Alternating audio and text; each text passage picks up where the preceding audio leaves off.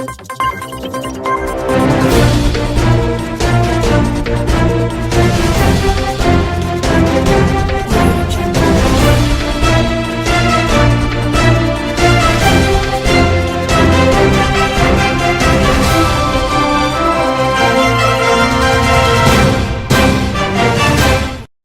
bip no funiola. Comité national du salut du peuple Manyemo. Uye joro batan nan definitive la kauma. Benyoya kuma umasika sabati fulo anga lekul kramogo. Runi comité national du salut du peuple Manyemo ni nyokonche. Chak jamana no fununa. Uka ministry korom ka konyo beneno petrolima. Alebi kiriblu kono ni wakatina. Teleta jabrani flavor oya bisimila ka kuna fonni wala li kene kan bamanan mun binani ashura kalo kleta annani ijira samba kili kemenani an binani fla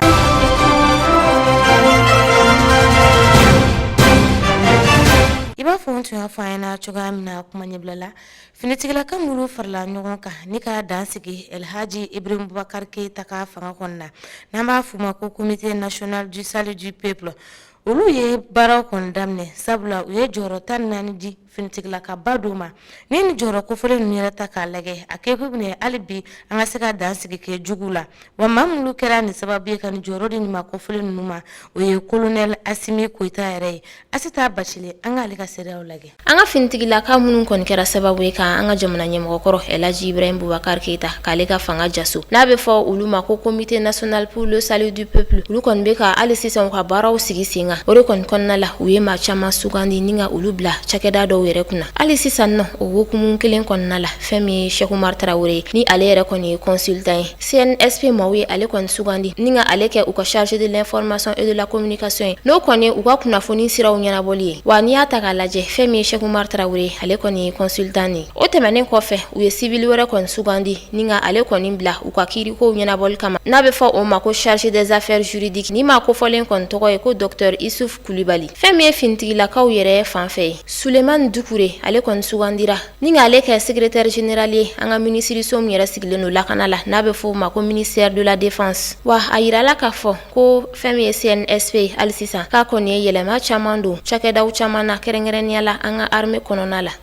anga jamana faba konnana kerekerenya sigida gurara ero konnana quartier mbeno na bi fana ko nyama koro pondo ko ni beno nu ba fama ko pontorji ni do raba fama ko poserma shuro kontasi tigido ko ni binani pon ko folen konnana ga ajrala ka fo ma ko ni mayen taxi ko ni kerefe wa taxi ko folen ko ni kuma pon kono banabato maye wa shufana maye ambe wakati ni na ina fotisa finitigila kamulu be anga jamana manyema yala ni wakati na namba fuma ko comité national pour le salut du peuple okunye kuma nyogonya do ko ni blase ka ni logol karamogo ye yasa nyogonda mulu be ke san labana namba fuma examen olu be se ka nyena ma chugamna ngamun ko ni logol karamogo ka syndicat o ya jira ka fo olu tena se go sendo anga nyina san laba examen nyena malla ko sababu yake olu ka article 39 amase ka labato definitivement ko fole nunu fe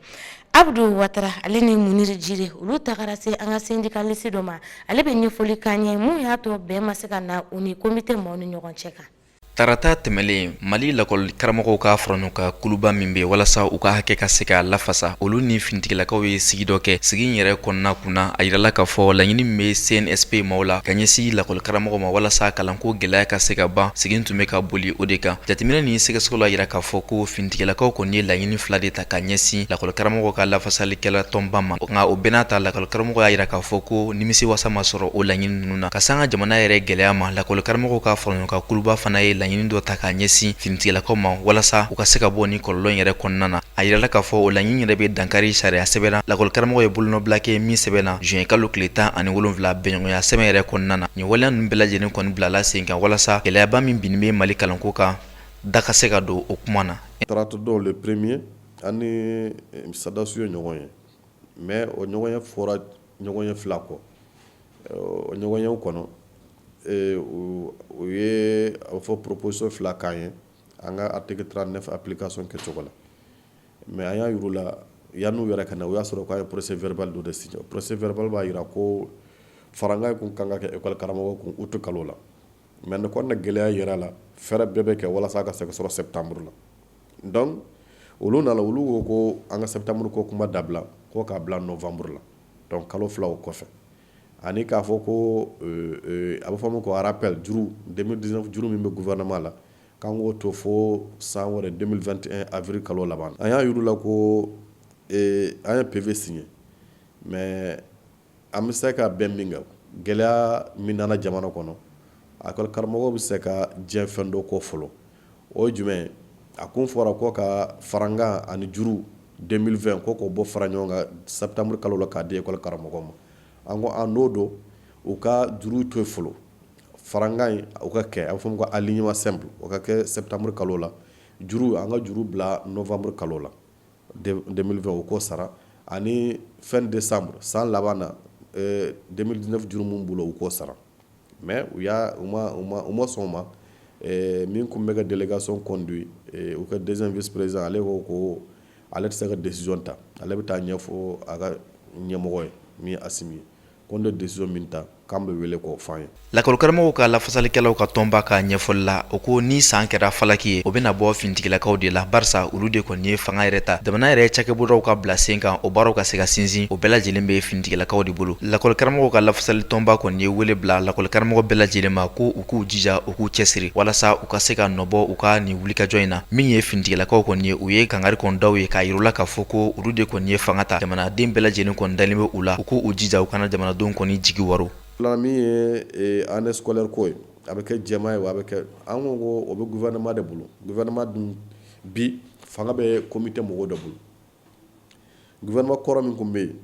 yen n'a kun kɛra année blanche an b'a fɔ ko responsabilité dɔ wa hali sisan o jɔyɔrɔba b'a la parce que olu de y'a to an sera nin bɛɛ la k'a sɔrɔ sariya a ma labato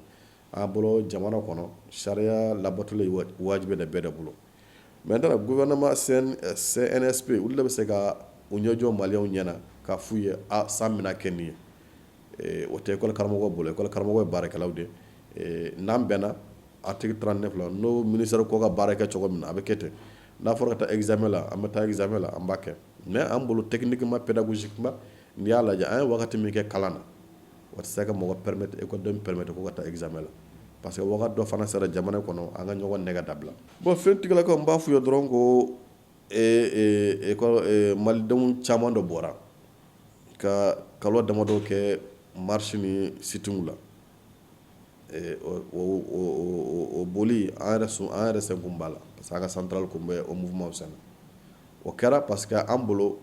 régime min kun bɛ yen a dɛsɛra ka jamana gérer a dɛsɛra ka maliyɛnw ka sago d'u ma donc olu nalen mɔgɔw kun y'a kɛ espoir ba ye o k'u jija a kana kɛ jigi wɔrɔ ye gɛlɛya min kun bɛ yen n bɛ se k'a daminɛ yɛrɛ ye école ko de dɔw wɛrɛ nana fara kan mais a daminɛ ni école ko de donc olu kan k'u ɲɛsin école ko de ma fɔlɔ k'o bɔ a la fɔlɔ walasa an ka se k'a fɔ ko sadasiw nana u nana gɛlɛya école ko gɛlɛya sɔrɔ jamana kɔnɔ u sera ka o ban je pense que o ye u ma kunnawolo ye o ye maliyɛnw bɛɛ ma kunnawolo ye filanan n b'a ci an ka tɔndenw de ma k'a fɔ k'u cɛsiri halisa parce que an kun hakili la ko kɛlɛ kun banna parce que accord sɔrɔla engagement dɔ kun tara wa gouvernement fɔlɔ min kun o ko lettre yɛrɛ sɛbɛn k'a d'a ma pour que u ka se ka a pɛrɛn latigɛ ye k'a fɔ ko septembre kalo u b'a labato maintenant ko min bɛ ka ya kɔ la sisan o b'a yira ko a kan k'an cɛsiri pour que ka kɛlɛ kura daminɛ walasa an ka ɲini fɛn ka se ka sɔrɔ parce que wagati dɔ sera fana école karamɔgɔ kan ka bɔ garibuya la école karamɔgɔ kan ka se ka école karamɔgɔ yɛrɛ baara kɛ de telle sorte que mɔgɔ wɛrɛ ka se ka ɲɛ bɔ a fɛ parce que o wagati de sera bi donc an y'a ɲɛsin o ma vraiment an k'an tigɛ di ɲɔgɔn ma walasa sini ma kɛnɛ an tɛ yan mɔgɔ ka se k'a fɔ ko vraiment école karamɔgɔ mɔgɔ bɛ se ka taa a la ka taa i ka dahirimɛ ɲini a kɔnɔ. Finitigilakaw ka ɲɛfɔli la u ko lakɔlikaramɔgɔw bɛ ka hakɛ min ɲini u n'a ka kan wulikajɔ kɔni bilalen bɛ sen kan jɛkulu fila kɔni yɔrɔ walasa san ani waati u ka se ka ɲɔgɔn kɔni faamuya min bɛ se ka kɛ sababu ye Mali kalan ka se ka wuli ten. Lakɔlikaramɔgɔw ka ɲɛfɔli la u k'olu kɔni b'a ɲini finitigilakaw fɛ u ka fɛɛrɛ bɛɛ lajɛlen ta k'a bila sen kan min bɛ se ka kɛ sababu ye Mali kalan bɛ se ka kisi gɛlɛya ma gɛlɛya min kɔni n'a b'a kɔnɔ a bɛ san caman bɔ. Ɲinan samiya a ko kelen don ka degunba de lase maaw ma keren nyana anga jamana yɛrɛ faaba kɔnɔna na o hukumu kɔnɔna na teleyeta maaw Aseta Mayiga a y'a sɛnsɛnni ka se an ka sigida duruna yɛrɛ mɛri fɛ yen nɔ a bɛ se k'a ɲɛfɔli k'an ye cogoya min na ni ji minnu b'a la ka na a bɛ se k'a kunbɛn cogoya min na yaasa adamadenw u n'u bolofɛnw u bɛ se ka kisi ka bɔ sanji yɛrɛ kɔlɔlɔ ma walima u bɛ se ka u yɛrɛ ta ka bɔ jizo yɛrɛ ma a seginna ni seereya minnu ye an ka ɲɛmadenw olu fɛ.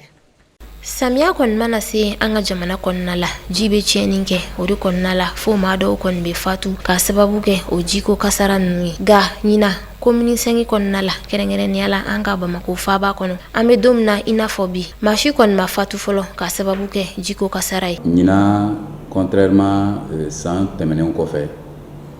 ɲina an ma tiɲɛniba enregistré an ye tiɲɛni kelen min mɛn o kɛra utu kalo tile 29 Baku Jukɔrɔna Sigi la o fɛnɛ ye kɛnɛba dɔ de bɛ yen ballontan terrain don mais a bɛ dingɛ kɔnɔ ale de fara kosɛbɛ ji la parce que a don ji caman nana o ji de warala ka don du kɔnɔ donc du dama dɔw bɛ yen ji ye tiɲɛni kɛ mais a tiɲɛni barika ma bonya kosɛbɛ et puis mɔgɔ ma to a ji la fɛnɛ. Sanjiw cayali fo ka taa se an ka ba joli b'a fali ma olu kɔni ye kun fɔlɔfɔlɔw de minnu yɛrɛ b'a to ni ji kɔni bɛ tiɲɛni kɛ nka o t'a bɛɛ lajɛlen maa dɔw kɛ wale fo ka taa se gɛlɛya min bɛ se an ka mairie maaw ka baara kɔnɔna la olu kɔni fana bɛ se ka kɛ waleya ye minnu bɛ se ka na ni ji ka kasaraw ye. I b'a dɔn bi adamadenw ka baara ye ka ɲaman cɛ k'a bila foncier kɔnɔ mairie ye kuma bɛɛ an bɛ wele bila mɔgɔw ma pour que olu ye wale minnu ye ka olu wale ninnu dabila nka san o san nin wagati ninnu na i b'a ye k'a fɔ an bɛ taa sɔrɔ caniveau ninnu min ye fossé dingɛw ye olu falen bɛ kɛ ɲaman na waleya wɛrɛ min bɛ yen o ye anw yɛrɛ faamalamɔgɔw ka faute ye o bɛ anw yɛrɛ la état b'o la mairie du district min ye district mairiba ye o b'a la an yɛrɛ mairie misɛnninw b'a la parce que wagati o wagati fossé ninnu kan ka se ka labɔ mais o baara in tɛ kɛ a kɛcogo ɲuman na parce que caniveau ninnu b'a fɛ ka kibaruya min information min di population ma caniveau dɔw ye état ka caniveau ye dɔw ye district ka caniveau ye dɔw ye mairie yɛrɛ ka caniveau dilanenw ye donc bɛɛ de kan k'i kɔlɔsi ka caniveau dilanen na sigida kɔnɔ capitale kɔnɔ bon wagati dɔ kun fɔra ko fanga bɛ segin ka na so o sɛbɛn ninnu baaraw kɛra nka fɛn min ye a musakakow ye olu ma d'an ma donc n'i ye se ka kun di kuntigi yɛrɛ kɔ n'a fɔra ko baara kan ka kɛ ni nafolo min ye ni o ma se ka sɔrɔ a ka gɛlɛn baara ninnu ka se ka kɛ ka ɲɛ. Komini sɛngi kɔnɔna la mairie maaw kɔni labɛnnen don kuma bɛɛ ka jiko kasara ninnu kunbɛn u kɛlen don ka fɛɛrɛ dɔw sigi sen kan wa o hukumu kelen kɔnɔna la u kɔni bɛ u ka dɛmɛ bɛɛ lajɛlen ta k'a ɲɛsin maaw ma jiko kasara yɛrɛ ye maa minnu sɔrɔ. An ye baara minnu kɛ k'a bila fɔlɔ o ye ka groupe dɔw sigi a bɛ fɔ minnu ma comité de veille olu ni sedeki ni dugutigilakaw olu bolo ɲɔ bɛ ɲɔgɔn bolo a mɛnna an ka commune kɔnɔ pour que ni kasaraw bɛna mɔgɔw sɔrɔ olu ka kun joona ka kunnafoni di an ma pour que an ka se ka baara min kɛ an ka se k'o boloda. Awɔ disposition minnu bɛ yen ni kasara ye mɔgɔw sɔrɔ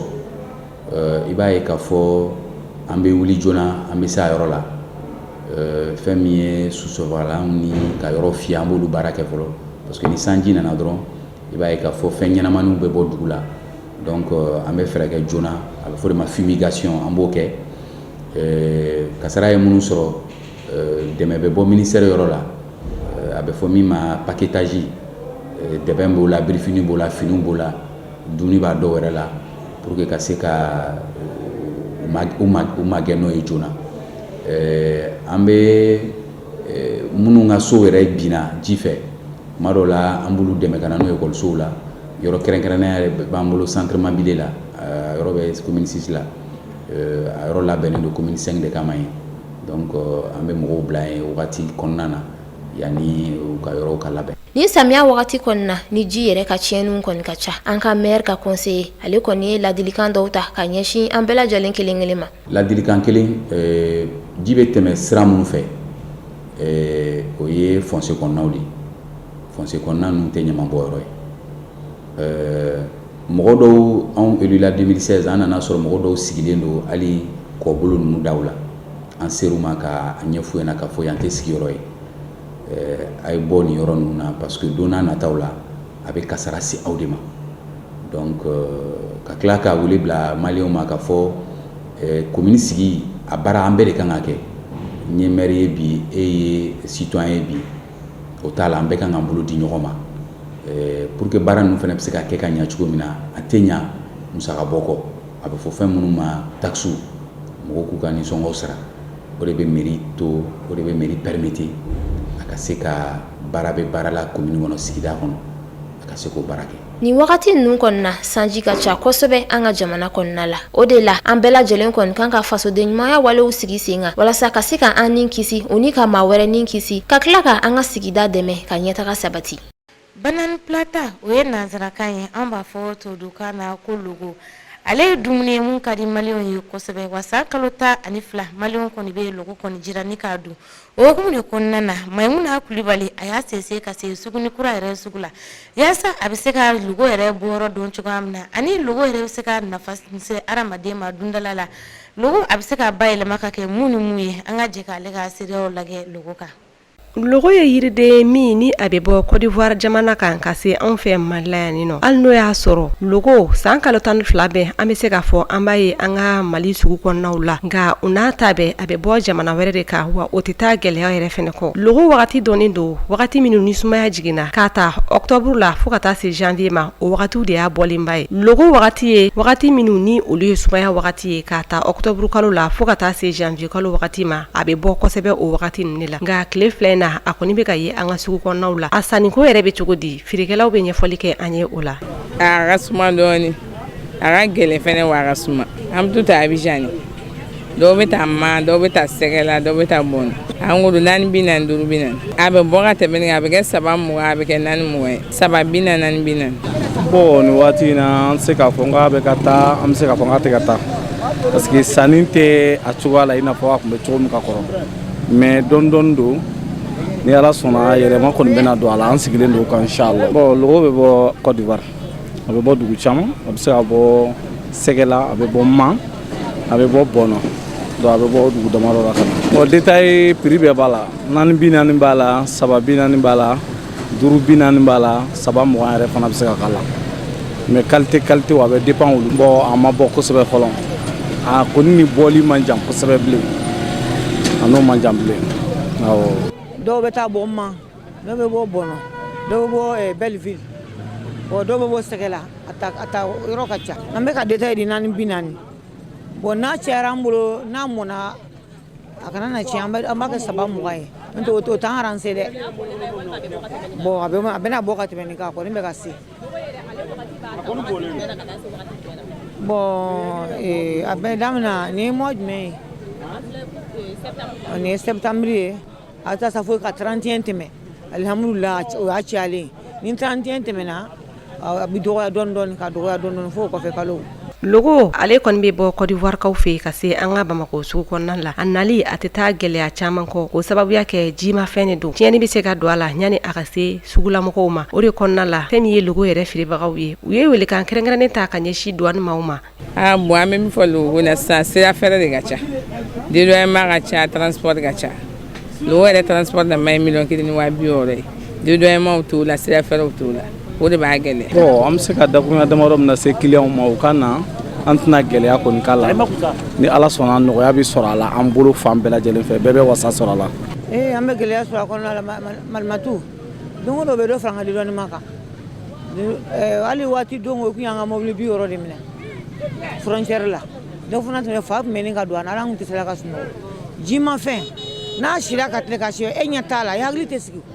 mais alhamdulillah an ye dugawu kɛ k'an sɛmɛ ala la ka ala welew kɛ ala sɔnna u ye sira d'an ma. Logo yɛrɛ yiriden min ni a man ka di kosɛbɛ wa nafa caman o bɛ sɔrɔ la min ni o bɛ se ka adamaden yɛrɛ galapu kɛnɛya k'a ta vitamine mafɛnw na ni o ye vitamine A, C, a bɛ fɔ minnu ma ko minéraux ni potassium b'o la, magnésium, fer, phosphore, zinc fo ka taa se cuivre ma ninnu bɛɛ lajɛlen bɛ ɲɔgɔn sɔrɔ. Segu région kɔnɔna na cercle min bɛ yen nɔ n'a bɛ fɔ a ma ko ɲɔnɔ a jirala k'a fɔ san o san ji kɔni ale bɛ tiɲɛni kɛ nin yɔrɔ kofɔlen na o kɛra sababu ye kabini samiya kɔni daminɛna fo ka taa se an bɛ donni ma maa 6 olu kɔni fatura ko sababu kɛ ji kasara ye wa mɔgɔ caman fana olu ka so kɔni binna yaasa an bɛ se ka kunnafoniya caman kɔni sɔrɔ ɲɔnɔkaw fɛ yen Pawu Kalunga an y'a ale kɔni wele telefɔni na a ka seereya caman di an ma ni ji kasara ko in na an ka ji ko seereyaw lajɛ. Ji kasara min bɛ kɛ ɲɔnɔkaw fɛ yen nɔ san o san Segu région kɔnɔna na ɲɔnɔ sigibaw nɔ b'a la fo ka taa se ɲɔnɔ maa ɲɛmaw ma n'o bɛ tali kɛ a mairew ani a service hygiène maaw ma. Bon, ji kasara min ye ɲɔnɔ sɔrɔ maa kelen ko tɛ et puis bɛɛ nɔ b'a la ni o bɛɛ nɔ b'a la sigidalamɔgɔw nɔ b'a la ani mairilakaw fana nɔ b'a la sigidalamɔgɔw ta ye jɔnw ye an b'a ye k'a fɔ mɔgɔ caman bɛ yen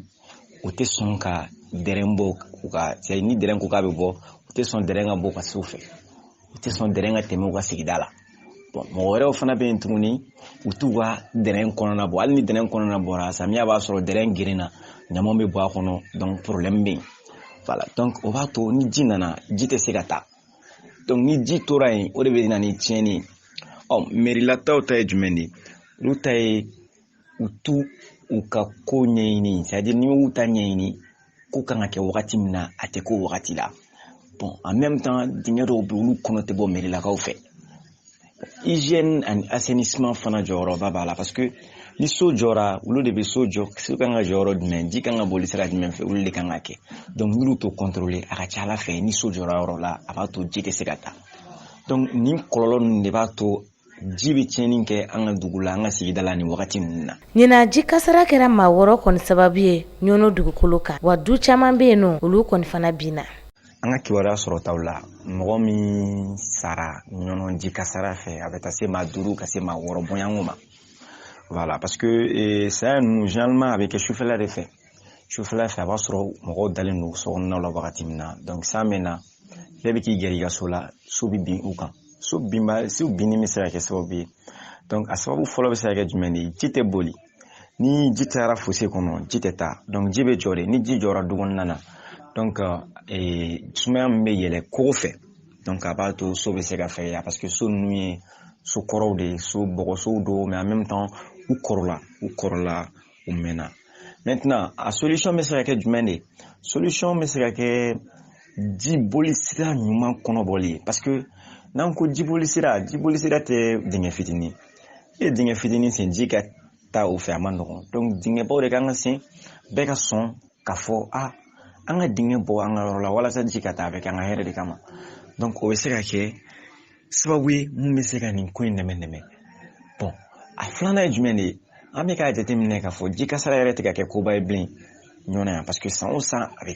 kɛ donc bɛɛ kan ka bila kunna k'a fɔ nin ye ko ɲɛnɛma de ye ko ɲɛnɛma min don kungo de don a bɛ se ka bɛɛ sɔrɔ donc n'an sera k'an ka fosew kɔnɔ bɔ ji ka taa a tacogo la donc a ka ca ala fɛ nin solution ninnu bɛ se ka sabati donc en même temps an ka météo lajɛ n'an ye k'a fɔ ko prévision man ɲi k'a fɔ ko bi san bɛ se ka na a ka ca donc o bɛ se k'a to nin ko ninnu bɛ se ka bali parce que il faut le dire météo lajɛbaliya fana bɛ se ka problème ninnu lase mɔgɔ ma. Ji bɛ ka kasara mun kɔni kɛ ɲɔnɔ dugukolo kan kana dɛmɛ ma ji kasara nasira fɛ ɲɔnɔ dugukolo kan bɛɛ lajɛlen kɔni welelen don wa bɛɛ kan ka nin kɛ i yɛrɛ kungo ye ala ka sanji hɛrɛma jigi Mali fantan a 4 bɛɛ lajɛlen kɔnɔna na ala k'an bɛɛ lajɛlen kisi sanji kasara ni a kɔlɔlɔ ma nin b'an kun da diɲɛ fantɔ kibaruyaw kan. Guinée Conakry jamana kɔnɔna la u ka maakɔrɔw kɔni kun faralen no ɲɔgɔn kan n'i y'a ta ka lajɛ u kɔni bɔra Guinée Conakry région kɔnɔna bɛɛ la ka taa fara ɲɔgɔn kan yɔrɔ min na u b'a fɔ yɔrɔ min ma ko Tanene ni ale yɛrɛ n'u ka faaba man jan Conakry ni fara ɲɔgɔn kan kɔni kɛra kunu septembre kalo tile fɔlɔ a kun kɔni yɛrɛ kun tɛ dɔwɛrɛ walasa ka se ka ɲɛfɔli kɛ gɛlɛya minnu bɛ olu ka jamana kɔnɔna la o de kɔnɔna la ni maa ninnu kɔni u ka dusumakasa yira ka sabu kɛ u ka jamana ɲɛmɔgɔ Alpha Condé ale ka fanga ta ko sabanan labɛnw ye u y'u to de la finitigilakaw kɔni nana shuru kan ni ka fan bɛɛ lajɛlen minɛ a yirala k'a fɔ ko o kɔni ganna kosɛbɛ k'u ye tile kelen bɔɲɔgɔnko de kɛ nin mankan ninnu kɔnɔna la o hokumu kelen de kɔnɔna la maa minnu kɔni tun bɛ nin baara ninnu na k'u bɛɛ lajɛlen kɔni taara u ka maakɔrɔ yɛrɛ fɛ n'a bɛ fɔ o ma ko Seku Suma walasa ka se ka u yɛrɛ lakana finitigilakaw ma fɛn min ye Amine Kamara ye ni ale yɛrɛ y'u ka politikimaa dɔ ye ale kɔni y'a yira ko fɛn min ye gazi lacrymogène ko 300 bɔɲɔgɔnko de cira maaw la ko wa ko de kɔni kɔnɔna la ko maa 12 bɔɲɔgɔnko kɔni banana u ka minisiri mun sigilen don u ka lakanaw kunna n'a bɛ fɔ o ma ko ministre de la sécurité ale kɔni y'a yira k'a fɔ ko yamaruya foyi kun t'u bolo ko ka ni farankan in kɛ ko wa ko n'i y'a ta k'a lajɛ ko ka ni farankan in kɔni kɛra u ka siraba de kan n'a bɛ fɔ o ma ko route nationale fɛn min ye El Hadji Sadio Diallo ye ni ale yɛrɛ ni fara ɲɔgɔn kan kulu in ka kuma lasela ye ale kɔni y'a yira k'a fɔ ko olu ka jamana kɔnɔ Guinée Conakry ko n'i ye kuma kɔni fɔ mun man di u ka fanga kɔni tulo la ko kuma da tɛ di e ma wa a yirala k'a fɔ ko a bɛ kalo caman kɔni bɔ sisan nɔ ko fara ɲɔgɔn kan kulu n'olu yɛrɛ kuma wele ni réunion kofɔlen na kulu fana taru ka maakɔrɔ fɛ Seku na Suma ko fo olu ka kɛ ni fara ɲɔgɔn kan kofɔlen yɛrɛ ɲɛmaa dɔw de ye. Jibundu bam kan ka bila sen ka Afriki yɛrɛ kɔnɔna na kɛrɛnkɛrɛnnenya jamana 3 yɛrɛ fɛ mun bɛ tali kɛ Ethiopie jamana, Sudan jamana, Egypte jamana kɔnɔ ma hali bi bɛnkan ɲɔgɔnya o ma sɔrɔ jamana marabaaw ni ɲɔgɔn cɛ ni barajiko ɲɛsumali kama sabula kabini san 2011 waati ni baraji sɛbɛnfuraw bɛɛ lajɛlen kɔni senna k'a fɔ a dagayɔrɔ bɛna bɛn Ethiopie ma hali n'a sɔrɔ o waleya kɔni kɛra ka wariw tila u ni ɲɔgɔn cɛ bɛɛ kan ka baara mun kɛ k'o bɛɛ lajɛlen tila ni jamana kɔfɛlen ninnu ni ɲɔgɔn cɛ hali bi u tila ka se kan bɛɛ ko la Ethiopie jamana maaw olu y'a jira k'a fɔ ni baraji ye olu ta sabula olu de kɔni ka wari a baara kɔni daminɛ hali n'a sɔrɔ a laban ni fanga kɔni ti olu kɔni na ka kɛ ni o waleya ɲɛ o labana k'a jira tuguni ko gasoil mun kan ka kɛ ni baraji kɔfɛlen kɔni kɔnɔ k'olu yɛrɛ kɔni bɛna jɔ n'a ye o laseli kɛra wagatini mun na États-Unis jamana maa ɲɛmaw olu fana ko k'olu bɛn'u sen bɔ ni baraji ko ɲɛnamaya la k'o sababuya kɛ ko a ma ban fɔlɔ ko mɔgɔw b'a la ka to ka ɲɔgɔn janfa Sudan ale ni Egypte olu ko olu ye wari ba fana don ni baraji kelen na wa ni baraji kɔni kɛra a bɛ kɛ Sudankaw fana ma degun ye dɔɔni u ka jiko nasira la nka ko Ethiopie tala k'a miiri u bɛɛ lajɛlen na k'olu b'a la ka degun dɔ de muɲu sini ka se k'a tuno dunne ni baraji kɔfɛlen ye k'a bɛ se ka kɛ dɛmɛba de ni jamana 3 ma k'u bila Afriki jamanaw ye ni k'u bɔ nɔgɔ la fana ka kɛ ni fɔɲɔgɔnko ɲɛ États-Unis maa ɲɛmaw olu y'u ka wariji kɔni jɔ fɔlɔ fo ka taa fɔ ko don mun kɛra u ma don kelen fɔ u bɛna baara kɔni daminɛ ni Ethiopie ni Sudan ni Egypte jamana maa ɲɛmaw ye ni baraji ko in kuma la wa u ma hakilina kelen di a ko kan fɔlɔ u k'u maa de ko ni farafin jamana ninnu yɛrɛ bɛnna kelen na waati mun na olu ni u bɛna ɲɔgɔn faamuya yaasa u ka jamana faaba u bɛ se ka kuran ɲɛnama sɔrɔ cogoya min na nka ka kɛ ni États-Unis maa ɲɛmaw kɔni k'a laɲini k'a fɔ u tɛna dɛmɛ kɔni d'u ma ni wagati in na o kelen n'o ka bɛɛ sira Chad jamana kunnafoniw na u ka minisiri min bɛ yen nɔ n'a ka kɔɲɔkun bɛnnen don pétrole ko ɲɛnabɔli ma ni a yɛrɛ tɔgɔ ye Jera Sam a kɔni bɛ kiiribulon kɔnɔna na nin wagati na o sababuya kɛ chaque bonus min fana bɛ Chad kɔnɔna na n'u ka baaraw kɔni bɛnnen don ka faamaw kɔni sɛgɛsɛgɛ k'u nɔ minɛ yaasa n'u ye tiɲɛni min kɛ u bɛ se ka da jamanadenw tulo kan cogoya min na u ni ɲangini min ka kan u k'a boli u kan n'an b'a fɔ o ma ko inspection générale ma olu kɔni y'a jira k'a fɔ ko Jera Sam ko k'a to pétrole minisiriso kunna Chad jamana kɔnɔna na k'a yuruguyurugu wari caman kɔni dun k'a ye faso nafolo fana du k'o kɛ a yɛrɛ sago ye wa k'a ye jamanadenw ka danaya yɛrɛ tiɲɛ ka fara o bɛɛ lajɛlen kan k'a kun sago bɛ kiiribulon maaw la sabula kiiri caman tigɛra ko a nɔ bɛ o waleyaw la hakilila jigila Jera Sam kɛra pétrole ministre ye Chad jamana kɔnɔ k'a daminɛ san 2011 na ka se san 2016 wagatiw ma mun ye ni ministre kofɔlen yɛrɛ lafasaba ye kiiribulon kɔnɔna na ale kɔni y'a jira k'a fɔ hali n'a sɔrɔ la ale bɛ la ka maa min kɔni défense ta ni o ye ni waleya ninnu kɛ ko inspection générale maaw kɔni ka bɔ ni sɛbɛn jɔlen sɛbɛn mun b'a jira k'a fɔ u b'a la ka kuma o kuma fɔ mun bɛ tali kɛ soni yuruguyurugu kan o bɛɛ lajɛlen bɛ se ka ye o sɛbɛn kɔnɔna na cogoya min na nka kiiribulon maa ɲɛma ale kɔni ma jɛn ni o ye o de kɛra sababu ye ni Jera Sam lafasaba ko k'olu kɔni bɛ n'u sigi k'a tɔ lajɛ ko sinɔn ko nin kiiri in bala ka tigɛ cogoya min na k'a man kan tɛ ka tigɛ ten ne ko nin t'ale siɲɛ fɔlɔ yɛrɛ ye ka inspection générale maaw ka kiiri tigɛ k'u ni maaw bɛ sigi a bɛ kuma ta ɲɔgɔn da kɔnɔ a bɛ bɔ ni sɛbɛn joli ye k'a da tabali kan ko nka k'o si tala ka masɔrɔ zen nata la Tereta jabarani filɛbaw ni de bɛ dansigi aw ka kunnafoni walawalali kɛnɛ kan bamanankan na an bɛ Alahu Taala deli hali bi a ka bɛnɲɔgɔnya sabati anw ka jamana kɔnɔ ka na ni sanji hɛrɛma ye aw k'an mɛn dɔ wɛrɛ